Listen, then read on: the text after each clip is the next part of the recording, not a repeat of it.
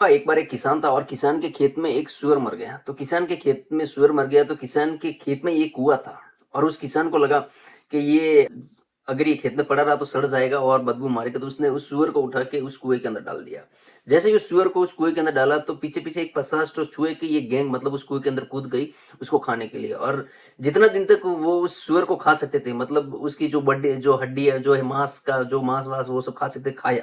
उसके बाद में जब वो मांस-मट्टी खत्म हो गई तो उस कुएँ की दीवार एक 20 फीट थी और सीधी थी तो चूहे वो सब बाहर नहीं आ सकते थे। फिर उनके पास में खाने के लिए कोई ऑप्शंस नहीं था। तो फिर वही चूहे एक-दूसरे को मारने लगे और काटने लगे और खाने लगे। ऐसे करते-करते लास्ट में एक चूहा बचा। अपनी सारी कम्युनिटी के जो जितने भी चूहे थे सबको खत्म कर दिया था और उसकी आँखें लाल हो गई थी, एक हैवान की तरह हो गया था। फिर किसान को लगा कि इसको बाहर निकाल देते हैं। तो उसने एक लकड़ी रखी उस कुएँ के अंदर और वो चूहा बाहर आ गया।